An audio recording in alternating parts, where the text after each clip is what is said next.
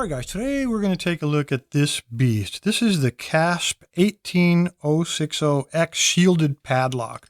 The pedigree on this was a little bit unclear. I did look it up, and in their catalog they say that it's out of the UK.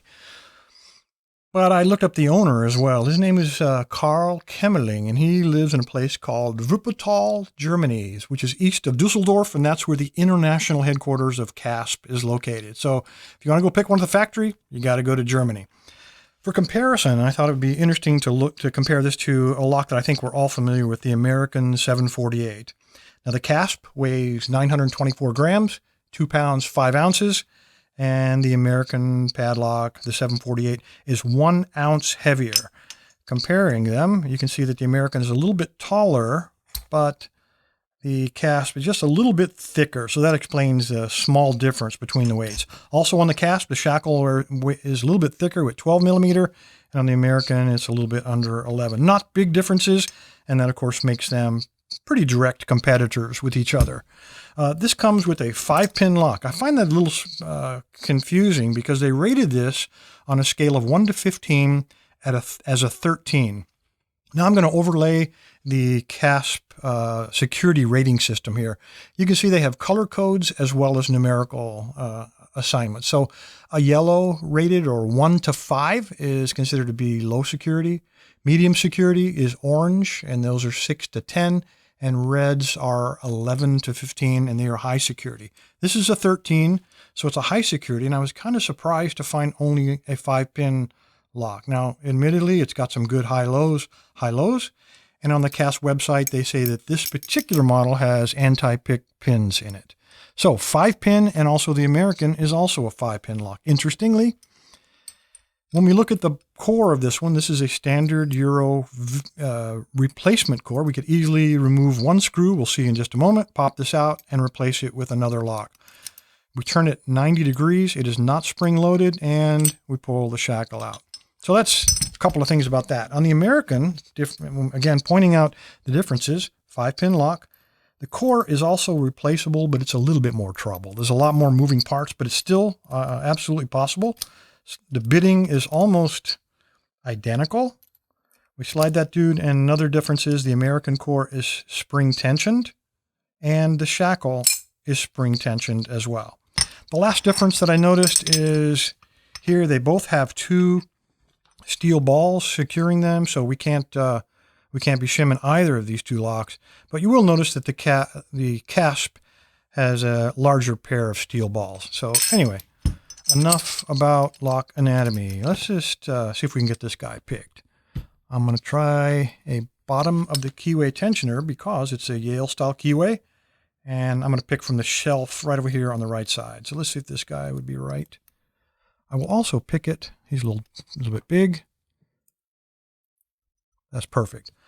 Also pick it on the workbench by hand. Let me put a mark so you guys can see if we get those anti-pick pins, give us any signature deep sets. And I think the glare is not bad. I think you guys can see that, right? And because it's a pretty wide keyway, when I pick up at that angle, I'm going to use a 25,000. This is a Euro hybrid from Sparrows. Slide it all the way in. Give me some light tension and try to find a binder. Okay, that was pin 1. Got a little click, and it felt like a fault set, but it really doesn't show up on the offset of those 2 lines. So let's just keep going. I just touched pin 3. Now I think you can see we got a little bit of a fault set. Keep going. Pin 5 is giving me counter rotation, so he's a spool. Okay, we got him. We also have a fault set still.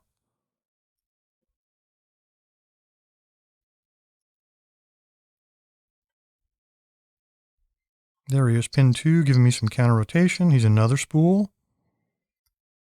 Oh no.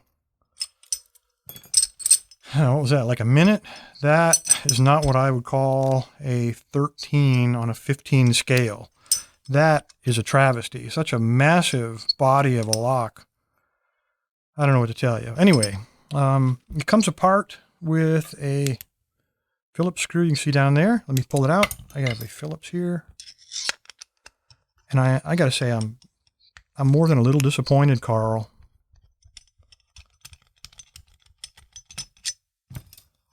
In fact, set that aside. There's room. It could have been a 6-pin lock, and they chose to only put a 5-pinner in here.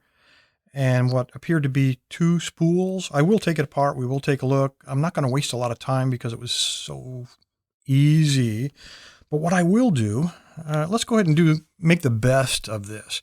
What I'm going to do is gut this. I'm going to show you all the pins, and I'm also going to pin it up with what I consider to be some decent high security pins. I might even try to throw in some of the new Sparrows munitions pins, and then we'll measure how long it takes me to pick it, and we'll compare it to what came stock in it. Man. All right.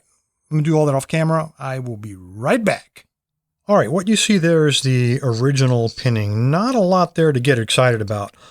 All of the key pins are all standards, and they're not really very well done. A little bit rough on the outer edges, and even more so on the driver pins. We have one standard driver pin, and all the rest are spools. And you can see, like particularly that number 2 there, they've got machine marks. They got rounded edges. They really weren't a lot to be bragging about. This is how I'm going to pin it up. Now, on the bottom, these black pins, it's actually a coating. These are ABUS pins. I am going to use some serrated ones. Now, this is a loaner lock, so I can't be modifying the core. But if I did, I would probably thread in the core. I would thread chambers 1 and 3 to match up with those serrations. Notice on those key pins, those are more T pins. Notice they have reduced diameter on the top. It's going to give you an artificial feedback and give you a click that's not really the shear line. Upstairs, I'm going to use all munitions pins. So I'm going to take what I think is the 38 wad cutter. I'm going to orient it with a base down, so we got that nice little ridge. It's like half of a spool to give you a little bit of feedback, counter rotation, and then really don't know what to expect after that. This next one is the empty cartridge case, but I'm going to orient him with the nose, where the nose of the bullet would be pointing down. These can actually be used either way. If you orient him like that, he'll act like a T-pin, and if you orient him like that, you'll get that nice serration. But I'm going to do that on a later pin. We'll leave him as a T-pin. I'm actually using 2 of these 177 pellets. I personally believe that these are probably about the toughest pins in the munitions pack. So I'm going to use 2 of those guys. We got some serrations, and then we have that really nasty, it's almost like a mushroom after you get past the serration. And the last one is a normal, looks like a 45 caliber bullet, but if I oriented him with the hollow point pointing down, that rounded edge would actually widen the shear line a little bit. I don't want to do that. I want to make this hard. I'm going to rotate him around like that and give myself that serration for that extra little crunch there. That's how I'm going to pin it up, and let's see how long it takes to pick compared to the stock orientation. All right, all pinned up. Let's give it a shot, and then we'll gut it. Okay, it works. Does drag very slightly, but it still works. And mark still looks good. We'll just go with that. And I'm going to use the same tensioner that we used before, just to keep things consistent. And I will also use the same pick. All right, all the way in. This time a little more careful on the tensioning because I pinned it. I know what's in there. Pin 1's a binder. Kind of crunched into place. Something fell. Okay, I do have a fault set now. That was pin 3. Okay, I have a very deep fault set. I think we're probably now caught up on those pellets. And I don't know how much feedback they are going to give. It's a very sharp edge. Where are you? Where are you? Very slight feedback. Feels like 4. There's a little bit of feedback there on 2.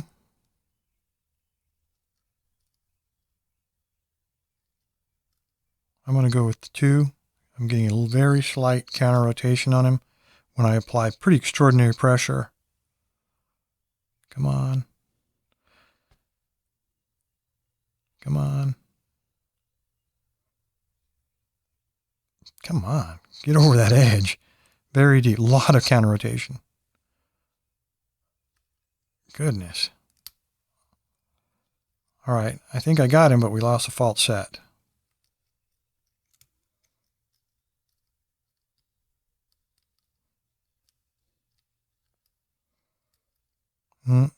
There he is. He's still giving me a little more.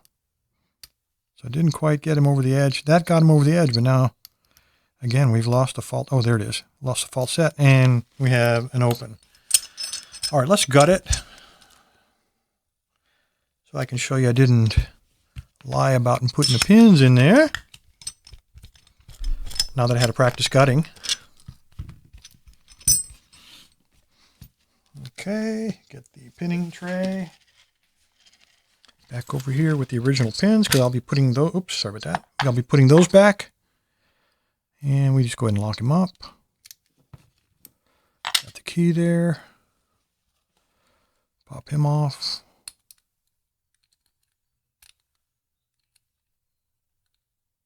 If I can get level, there we go.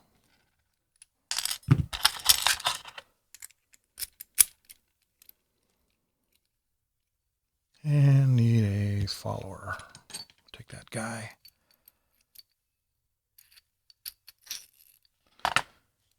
All right, let's pop these guys out. You guys have seen all these before.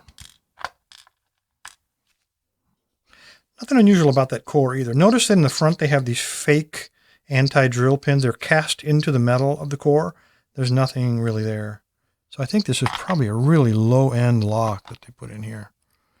All right, let's get these guys. Tweezers. There's 38.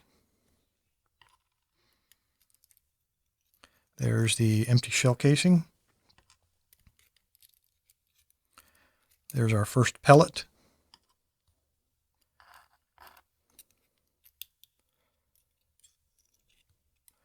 There's our 45. And the last one is another pellet. All right, this would have been much more difficult if I'd been able to thread some of these chambers to grab some of those serrations. It would also have been much more difficult if I hadn't been the one pinning it. So I wouldn't have known what to expect. I wouldn't have been able to anticipate the feedback.